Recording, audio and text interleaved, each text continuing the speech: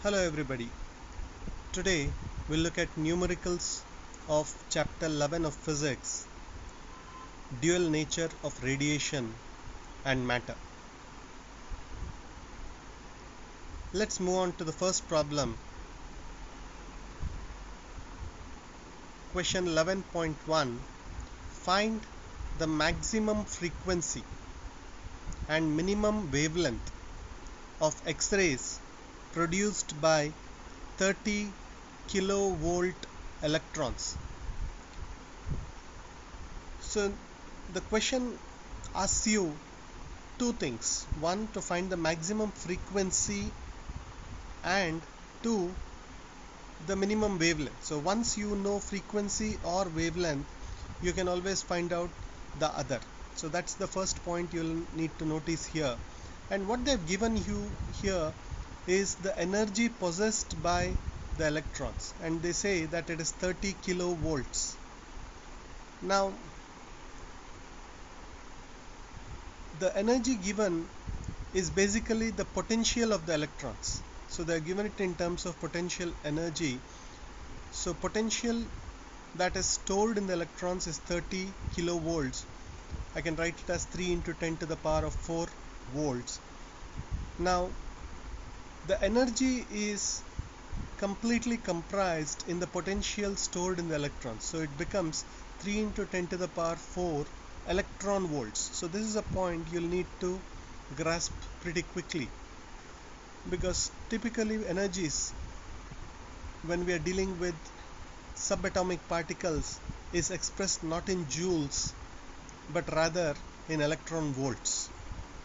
So we need to convert the energy given into joules. So to convert that, we know that one electron, the amount of charge present in one electron is 1.6 into 10 power minus 19 coulombs. So to convert energies given in electron volts into joules, we just need to multiply the energy in electron volts with the charge present on a single electron. So that will give us the energy in joules. Now how do we find out the maximum frequency? For this you need to recall that energy is given by E equals h into nu, where h is the Planck's constant of 6.626 into 10 to the power of minus 34 joule second, and nu is the frequency. So here we are required to find out frequency. We know the energy that has been, the value which has been given to us, and we also are aware of the Planck's constant. So you just rearrange the equation keeping frequency on the left hand side. Frequency equals energy by the Planck's constant. So energy is 3 into 10 to the power of 4 volts multiplied by the charge on a single electron, because remember we need to convert it into joules. So 1.6 into 10 power minus 19.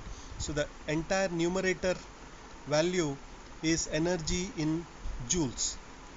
In the denominator we put Planck's constant, and a simple calculation gives us 7.24 into 10 power 18 hertz. So since it's frequency, we express it in terms of hertz.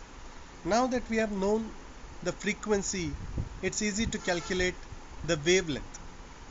So wavelength and frequency, you can recall, are related by the equation lambda into nu equals the speed of light. So for any wave, you multiply its frequency with the wavelength, it will give you the maximum speed of light in vacuum. So we know the maximum speed of light in vacuum, we know frequency, it's easy to calculate wavelength. So lambda equals c by nu. So take the values. So c is 3 into 10 power 8 meters per second divided by the frequency which we just derived in the previous step, and you get 4.14 into 10 power minus 11 meter, or you can express it in terms of nanometers or angstroms. So in nanometers it comes out to be 0.0414 nanometers. So this is the way you approach this particular problem.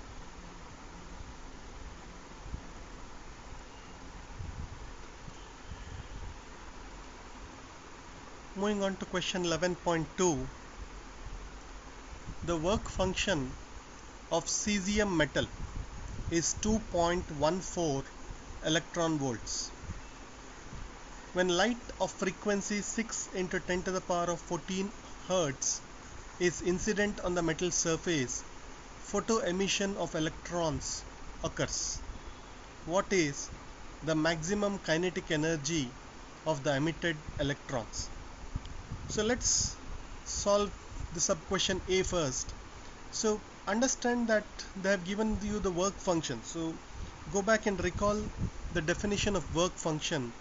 So work function is the minimum energy required to be imparted to the electrons of a metal so that photoemission occurs. Now what he goes on to say is that light of a certain frequency is incident on a metal surface and they observe photoemission of electrons occurs. So what that means is that the energy imparted by the light of the given frequency is either giving an energy that's equal to the work function or more. Now we don't know that yet. So what they're asking is what is the maximum kinetic energy of the emitted electrons. So if you recall, the kinetic energy of the emitted electrons is given by this particular relationship, where kinetic energy on the left hand side is equal to the energy imparted by light of a certain frequency, which is Planck's constant, into the frequency of the incident light, h into nu, minus the work function, which is denoted by phi naught. So whenever light of a certain frequency falls on a particular metal, it has to overcome the work function of the metal. So once it overcomes that, whatever remaining energy is imparted to the electrons gets stored or gets translated into the kinetic energy of the electrons. That's what it means. So the energy given by the incident light overcomes the work function, and the remaining energy, which is given by the difference here of the energy imparted by incident light minus the work function, gets translated into kinetic energy. So K is equal to h nu minus phi naught. So phi naught we know, they have given it as the work function of cesium metal, which is 2.14 electron volts. So we'll retain this in electron volts itself. Now frequency they have given as 6 into 10 power 14 Hertz. So multiplying this with Planck's constant will give us the energy imparted by the incident light. But that energy, if you recall, will be in joules. So we'll have to translate it into electron volts. So to translate it into electron volts, we now have to divide by the charge on a single electron, which is 1.6 in 10 power minus 19 coulombs. So the first term in our relationship becomes 6.626 in 10 power minus 34 joule second, which is the Planck's constant, multiplied with the frequency of light divided by the charge on a single electron, because we want to convert this numerator term into electron volts. It's from joules, we need to convert it into electron volts. So we get the first term as 2.485 minus 2.14, which is given in the question. So that gives us a difference of 0.345 electron volts. So 0.345 electron volts is the maximum kinetic energy of the emitted electrons. Now we move on to question B. What is the stopping potential If you recall the experiments that were performed by the scientists, the stopping potential was the reverse voltage that was applied to stop the emitted electrons from reaching the positive anode plate. So if you have that in mind, you'll know that the voltage that needs to be applied should be just enough to completely rob the electrons of their kinetic energy, which means kinetic energy should be equal to the charge on a single electron multiplied by the stopping potential, E into V naught. So we need to calculate V naught, so keep it on the left hand side and rearrange the equation. You will get K by E. So K is the maximum kinetic energy we have calculated in the previous step, which is 0.345 electron volts, divided by E, which is the charge on a single electron, which is 1.6 in 10 power minus 19 coulombs. But remember this in electron volts, and we are asked voltage, so we will have to convert electron volts into joules. So we again multiply it with the charge on a single electron. So this term in the numerator and the similar term in the denominator cancel out each other, and you are left with 0.345 volts. So the stopping potential of the material is 0.345 volts. Moving on to question C, what's the maximum speed of the emitted electrons? So now, having calculated the kinetic energy, it's easy to calculate the speed, because we know the relationship of kinetic energy, which is half into mv square, and we know the mass of an electron. So mass of an electron is 9.1 into 10 power minus 31 kgs. So we need to calculate v square. So we keep v square on one side and we get 2k by m on the right hand side. So we substitute the values and we arrive at a value of v which is equal to 332.3 kilometers per second. So that is the maximum speed of the emitted photoelectrons. Question 11.3. The photoelectric cutoff voltage in a certain experiment is 1.5 volts. What is the maximum kinetic energy of photoelectrons emitted? So this is pretty similar to the previous problem. So what they have given you is the cutoff voltage. So cutoff voltage can be thought of in the same terms as stopping potential or stopping voltage. So that is 1.5 volts. So we use a similar method as in the previous problem. So your photoelectric cutoff voltage V0 or the stopping potential is 1.5 volts, and we know that the maximum kinetic energy is that cutoff potential that stops the electrons from reaching the anode terminal. So kinetic energy at its maximum is equal to E into V0, where E is the charge on an electron. So kinetic energy can be calculated by multiplying the coulombic charge of an electron with 1.5 volts, which is 2.4 into 10 to the power minus 19 joules.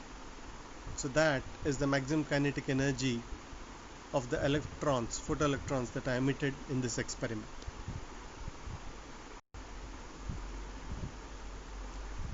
Question 11.4. Monochromatic light of wavelength 632.8 nanometers is produced by a helium neon laser. The power emitted is 9.42 milliwatts. Find the energy and momentum of each photon in the light beam. So let's move on to sub question A first. So we are required to find the energy and momentum. So energy here can be calculated because we have been given wavelength and using the relationship between energy and the wavelength we can calculate the same.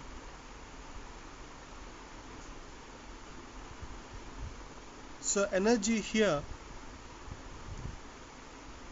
is given by the relationship E equals hc by lambda.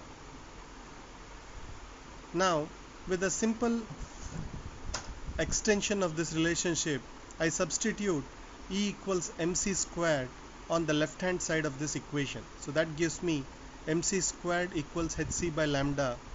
A c get cancelled on both sides and I'm left with mass into velocity mc equals h by lambda.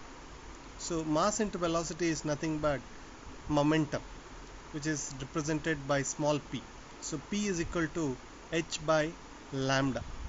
So since I know the wavelength and Planck's constant, I can calculate the momentum.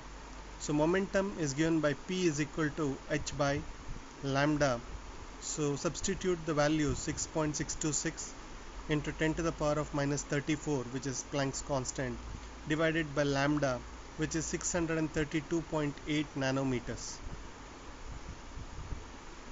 So what you get is 1.047 into 10 to the power of minus 27 kg meters per second. Remember to convert 632.8 nanometers into meters. So you'll have to have a multiplication factor of 10 to the power of minus 9 in the denominator. Next, we have to calculate the number of photons arriving per second, because question B says how many photons per second on an average arrive at the target which is irradiated by this beam. Assume the beam to have uniform cross section which is less than the target area. So the beam is area that has less than the target area and its cross section is uniform. So now what they have given here is the power. Now power is the number of electrons striking multiplied by the energy. So total power is the number of electrons striking in the cross sectional area per second into the energy that is being distributed across the surface. So P is equal to N into E. So what we need to find is number of photons. So keep N on the left hand side. You get P by E.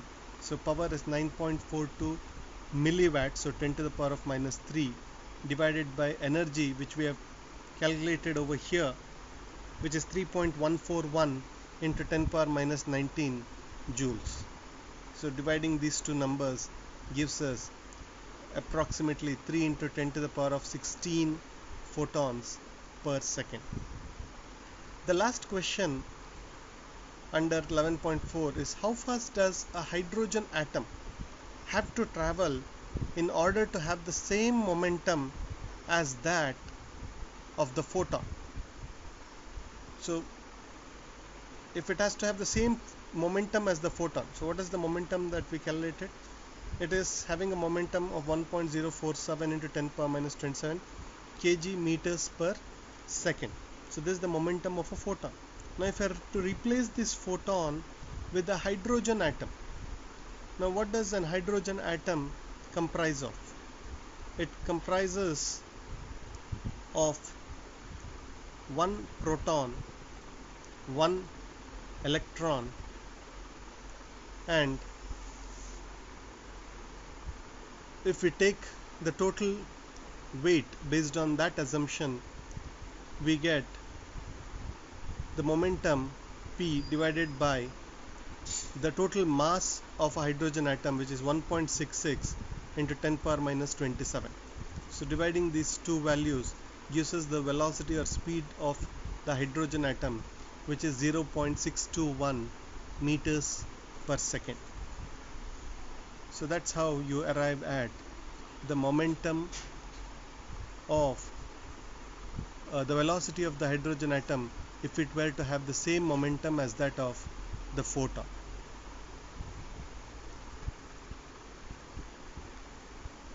Question 11.5.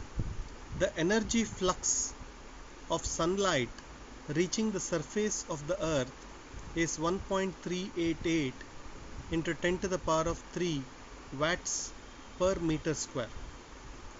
How many photons per square meter are incident on the earth per second? Assume that the photons in the sunlight have an average wavelength of 550 nanometers. So the question is saying that if we assume that the average wavelength is about 550 nanometers of sunlight, then what is the total number of photons striking the surface of earth per square meter per second? So what they've given is the energy flux. So we take a similar approach as the last problem. We are aware of the fact that the total power has been given which is striking the earth per square meter, which is 1.388 into 10 power 3 watts. Now we know that total power is given by number of photons striking the earth multiplied by the energy that is brought in by each photon. So we know P is equal to N into E. So keeping N on one side, we say P by E. Now energy is not directly given, rather they are given the wavelength of the photon. So we use the relationship E equals hc by lambda. So when we substitute that in the equation, we get N is equal to P into lambda by hc. So we plug in the values. So power is 1.388 into 10 power 3 multiplied by lambda, which is the wavelength, so is 550 nanometers. So 550 into 10 power minus 9 divided by h, which is Planck's constant, and c, which is the speed of light in vacuum.